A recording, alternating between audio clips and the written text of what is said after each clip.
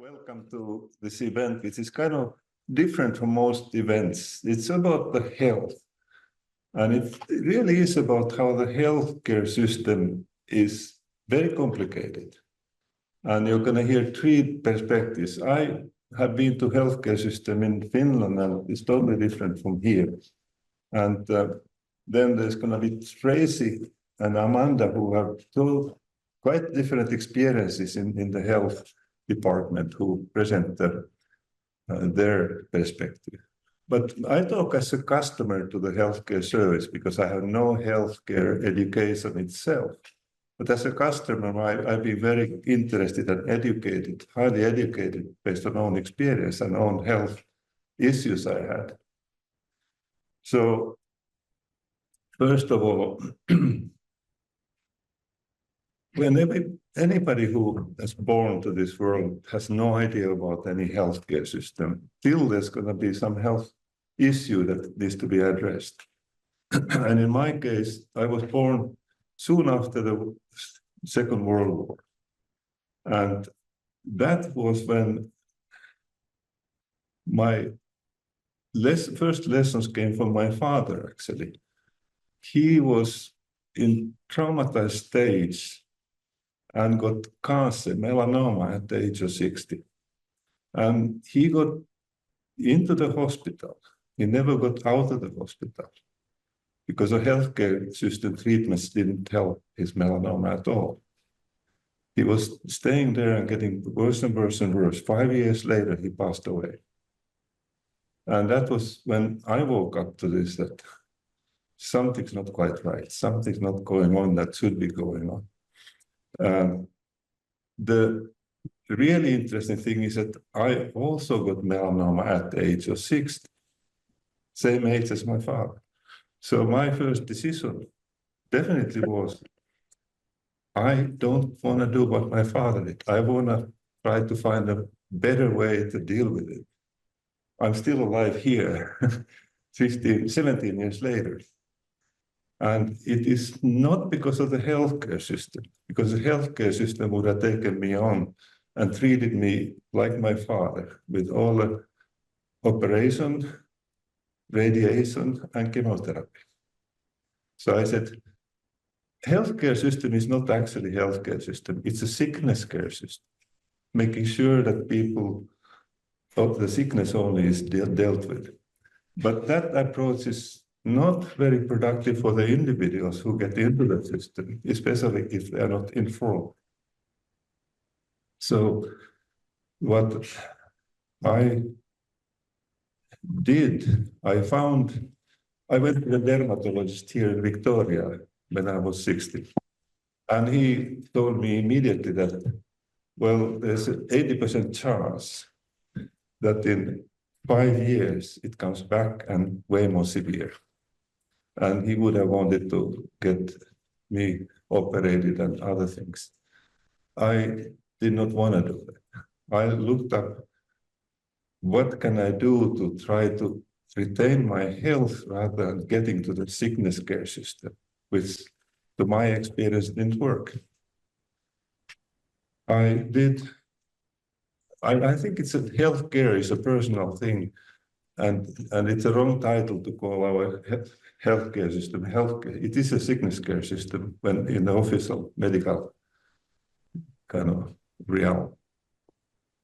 So the dermatologist then 10 years later, when my melanoma had not repeated, didn't want to do any more annual checkups on me. And that's now 7 years ago. So 17 years I survived the melanoma that was in me. Well, that was not the only thing that happened. The next thing that happened to me was, oh dear. The health isn't a very complicated issue, but it was cancer. I mean, it was actually not, there's another second cancer one too, but in between, I got atrial fibrillation. Atrial fibrillation in Australia, of all the lands, And I got to hospital overnight because they thought that my heart might stop. But after that one night, again, I started saying, so how do I deal with this? The healthcare system would have given me all kinds of treatments which all sounded toxic and not something that would heal me. So I had found myself, I got a PhD, not in medical, but in technical area. But the nature of mine was to research and find ways to deal with things that would work. And I found that all I needed is what is called magnesium water, club soda blended with milk of magnesia. And I had taken every year that every day. And the whole atrial fibrillation has not reoccurred. Once I quit it for a while and it came back, which was kind of confirmation that yes, it works, but I had to keep doing it. So I'm still taking milk of magnesia, which costs nearly nothing. And like I said, it's club soda and milk of magnesia. Very simple. So when we talk about healthcare, I think it's something personal. That everybody needs to take care of their own health. As soon as you go to the medical system, you hear what the medical doctors are experts at. But they are not experts at retaining the health. They are experts at dealing with the symptoms and the disease that they, based on their definition, determine that you have. And me, based on that, I became a really good person to ask questions. When my atrial fibrillation, I went to a clinic or the heart clinic here. And again, they put me through tests and treadmills and all kinds of other things. And even they realized that there's no need after about 1-2 years. They said, I don't need to come back. And I was glad because they always try to propose something totally different that would have, in my view, started to compromise my own immune system. So I cleared that one. And now the third one, of course, is prostate. And it's another, when what is called a PSA, prostate-specific antigen test, the medical system wants me to take that frequently. And when it goes up, the medical doctor, now in Zug, said that they should take a biopsy when the PSA ran up. I said, well, why on earth to start to mess up with the own body? And what I'm taking is called ESIAC-T, which is René Kais, a Canadian nurse, invented quite early. And I'm taking ESIAC-T every morning. And the whole issue has not returned. So in my view, this is, as a guidance in today's world, is that the customers of the healthcare system need to think much more about whether something that is proposed by the medical system itself, whether it actually is the right. There are situations where it is a good solution, right solution, but every case is different. And in my case, when I learned the principle that take care of my own health, and the medical system, when they propose something, what needs to be done is to ask questions from the medical system, which they should be able to answer in a way that it makes sense. And the medical system, of course, medical doctors, they are educated today mostly by the pharmaceutical industry. And one experience I had to tell also, we had a really nice and good family physician. But he, one year, said, well, he has to retire because he wants to treat the patient's health and not to sell pharmaceutical products. Because he said that he retired early, said the salary stalled. Medical doctors didn't get any salary, except for most money comes from the pharmaceutical industry products that they sell. So he refused to do that. And that was another wake-up call for me. is that even the medical doctors are pressured to do things which are not good for me, but because if they want to earn their living. That's a very sad situation in my view. Anyway, so to my understanding, what I think that every patient who gets a disease or gets sick is best first asking, how do I return back to health? What can I do to return back to health? And oftentimes it is about not only, I mean, it is about food, but it's many other things too. And I think Tracey and Amanda are both going to address some of the solutions to health in various ways. Totally different backgrounds, actually, which is very, I think, rewarding for our community to have two such excellent experts who are right within us, right amongst us here. So, in my view, the big, as a customer, I think I call myself now an expert customer because I question everything that I've been told. I think most people are not inclined to do that, but it is a good idea to ask a few things, that little hints. Ask always when there's a treatment, what are the side effects? What are the potential negative consequences? Because too many people, in my view, they don't question the doctors. They just accept and take whatever they say. And then afterwards say, oh dear, maybe or maybe not. But anyways, it's very important to ask. And the other question obvious to ask is that, what can I do to retain my health better? And some of the key components are obvious. It nearly looks like the number one, retain your good mental health and balance and positivity. Because that is the biggest part of the immune system function, is that you actually are in good, peaceful mind and a good, kind of happy with your life and yourself.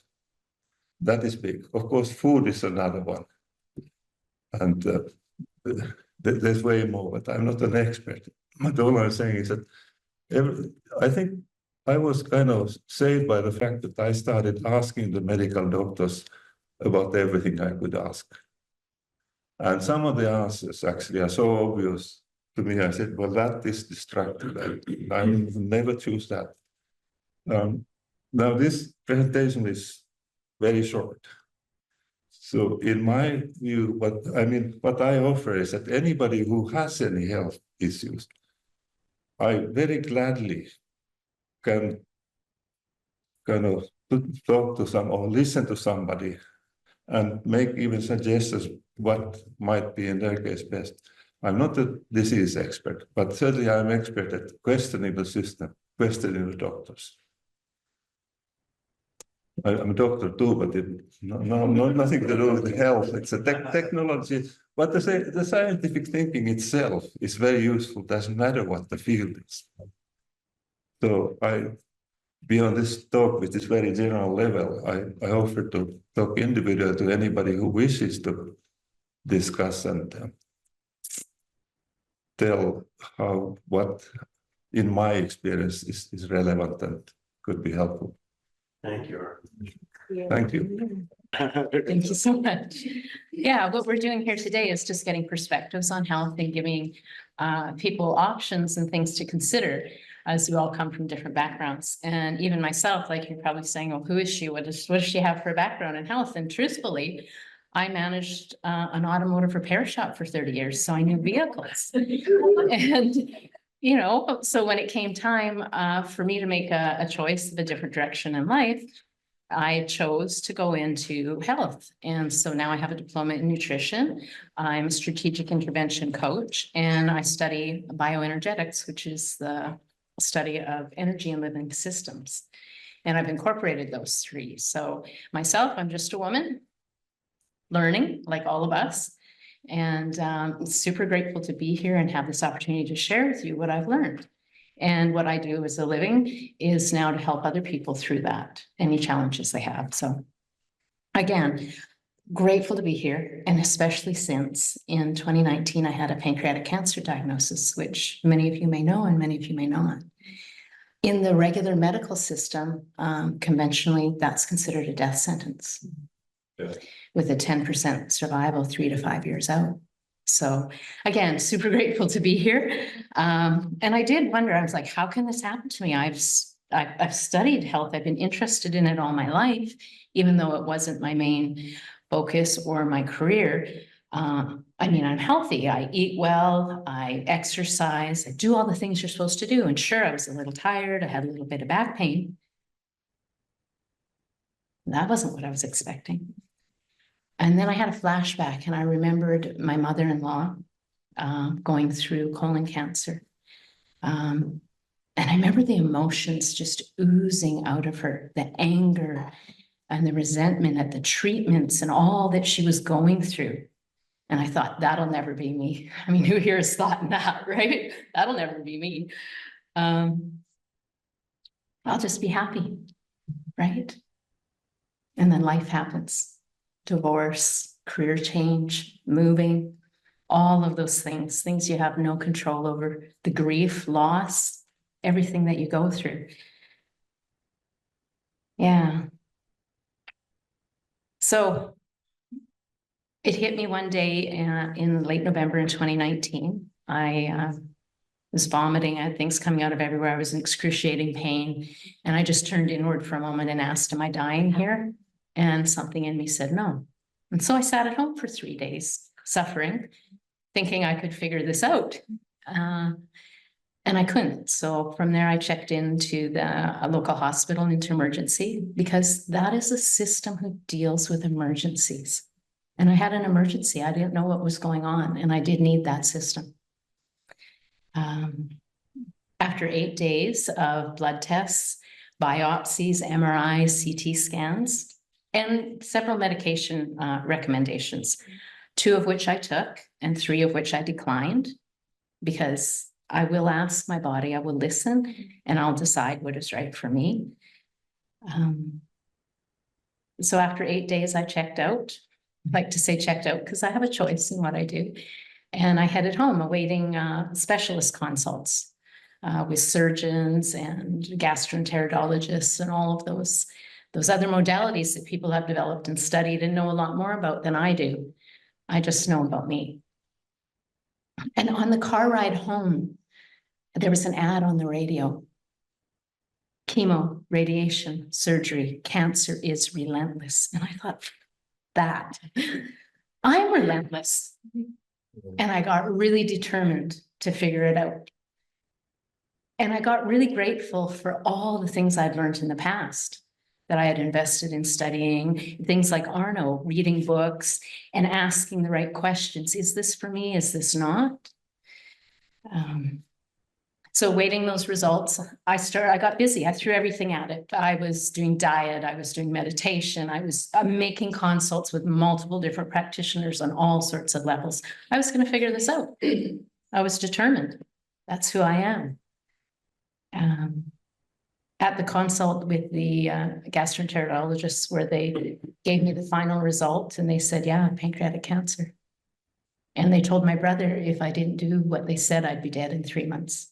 And as you know, this is 5 years later, and I'm still here. Intuitively, I knew it was something I was doing. Innately, instinctively, I thought, this body is a result of somehow I've been living my life, and if I take ownership of this, I can correct this. So I did. Fortunately, I had access to a lot of different modalities because I had begun studying early in life. I knew the nutrition that my body needed. I had voice scans with the bioenergetic system that I used. I didn't know it really well. I had just started that. So I planned. I found a way to measure and monitor. I got blood tests in that system, and I got energetic tests in the system that I utilized. And so I measured and monitored and adjusted, and I bobbed and weaved a bit. And in 6 weeks, my blood tests came back clear. Yeah. Yeah. They still wanted to do surgery. They said, we want to cut that out of you. And I said, no, thank you. I wanted to be respectful. Surgeons do surgery. If you go to someone there for a consult, they're going to recommend what they do. And perhaps they don't understand it clear enough. If you can't explain it simply and kindly, maybe you don't understand it clearly. So I knew then in my heart that what I had done worked, and I needed to let other people know. And I got real curious how I can begin doing that for others, because what I innately did just came to me. So I up-leveled, and I continue to, so I can be here speaking in front of you. There's a pattern to health. And when you know the pattern, you can use the pattern, and you can create a new pattern that works for you, and you can be empowered. So going forward, that no body has to be cut, burned, or poisoned. There is a kinder way. So if you're open and you're willing and you take action, you can get the results that you want in your life. So that's what I have to say today. Made it my mission to let people know it's possible and to be there for others. If you have any questions afterwards, I'm available. And of course, Arno has a massive library of books as well. Learning is where it all starts. So thank you for hearing my story today. And I'm opening up the stage to Amanda. That was fantastic and a really good interlude into what I'm going to be discussing. So thank you. One of the parts about that I really liked that Tracey spoke about was there is a place for the emergency and their techniques. I know this all too well in regards to my mother's journey and mine, which I'll share with you. I'm not as eloquent, so I'm going to be using a teleprompter.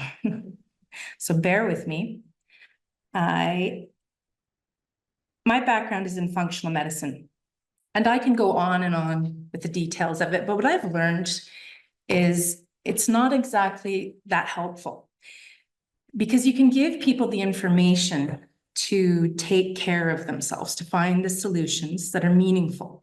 However, often people, we have big lives, and even though the solutions are presented, the responsibility or the blockage of their mental and emotional states are often not going to allow them to move forward. So I'm going to be speaking about something, and I'll begin.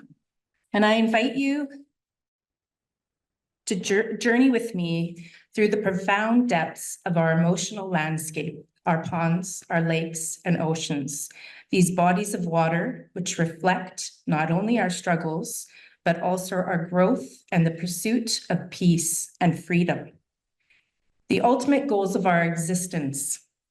Let me take you back to my childhood, a time when I found myself in a murky pond of confusion, pain. I endured experiences that left deep imprints on my heart. My stepfather's actions marked my early years, beginning with moments when he shook me as an infant into silence, silencing my cries. My uncle witnessed this, but did nothing, paralyzed by the fear of his shame. His silence in this crucial moment mirrored a larger issue in our society, our collective inability to communicate when it really matters the most. Even though we speak the same language, our words often feel stunted, constrained by the fears and the lack of understanding. At just 3 years old, I sat at the dinner table as my stepfather forced ashes from the ashtray into my tomato soup and made me eat it after I vomited. At 5, I faced a brutality of being beat with the hard end of a belt, leaving welts on my back and to the back of my knees. Each of these experiences clouded my understanding of love and safety. It echoed my uncle's silence during these formative moments. Parallel to this, I watched my mother struggle with feelings of unworthiness, her descent into depression, and her fearful, bitter, angry, a cycle that deepened her suffering.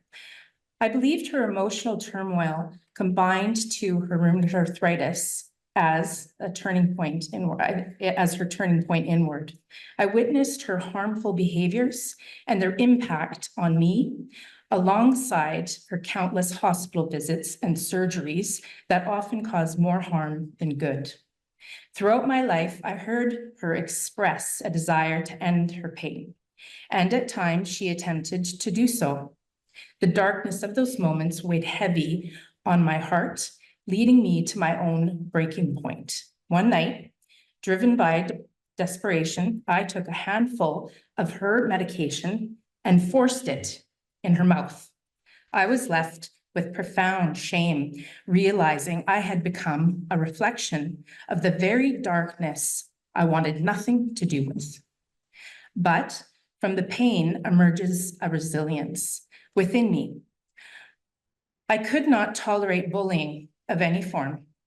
The suffering I experienced fueled my desire to speak up for those who were voiceless. I learned to navigate my surroundings, to observe the truth, and refuse participation in actions that felt wrong. This became a mission to stand up for others, to advocate for those who could not advocate for themselves.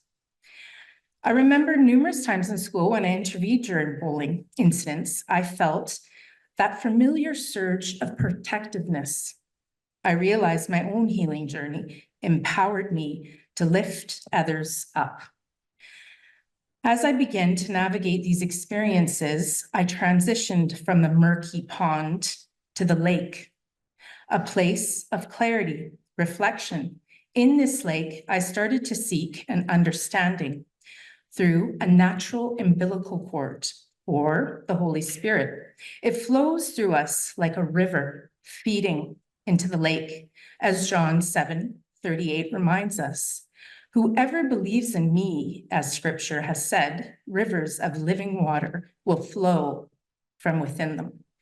This living water often renews, cleansing us of our burdens. This is a lake of healing. I found solace in friendships that have encouraged my growth. I have learned to comfort my past and embrace my emotions, forgiving myself for moments I wish I could erase. This understanding led me to the ocean, a vast place of expansive love, connection, and purpose. In this ocean, we discovered that our struggles can be transformed into a source of strength, embodying the essence of Yeshua. Scientific research has shown us that we are made up of approximately 99.99% of nothingness, or perhaps everything, the living water of consciousness itself. Dr. Emoto's studies on this introduction of water reveals the profound impact of our words. When he spoke kind and loving words, it was the water transformed into beautiful, intricate snowflake-like structures. In contrast, words filled with hate, the fear and distorted of the water molecules structure disintegrated, or distorted. Since our bodies are 70% of water, the implications are staggering. The words we speak to ourselves and others are absolutely sacred. This particularly relevant in light of the challenges that we face during the introduction of mRNA technology, where choices around health became entangled with the loss of freedom. Many felt their autonomy stripped away at a time when support and understanding were crucial. As we navigate this new terrain, we must remember the importance of compassion, respect for the individual choice. This is the foundation of a truly free society. Let us also reflect on the power of God's words in Genesis.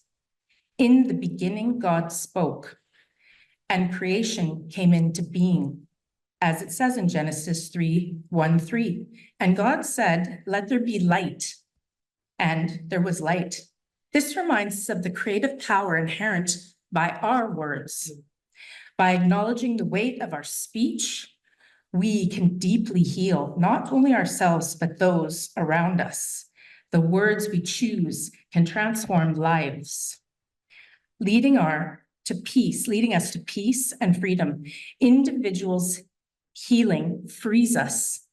By sharing our struggles, we weave the ties that shape the fabric of communities. When we know where we are, who we are, we comprehend our freedoms as true sovereign citizens. We must learn to speak up, as my uncle should have done, breaking the silence that stifles our growth and connection. As we reflect on our journeys, I encourage you to consider your own experiences. What moment stands out for you? How have you used your voice to stand up for others? Together as a community, we have the power to create a culture of support. Each voice matters. Every act of kindness ripples out, illuminating the path for those still finding their way. Let us embrace the journey through the pond of pain, the lake of reflection, and the ocean of love. Each step in the level up, or Jacob's ladder, this spiraling climb that we take, brings us closer to peace and freedom, empowering us to illuminate the path for others.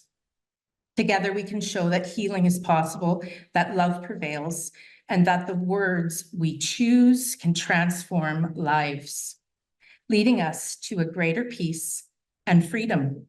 Thank you all very much.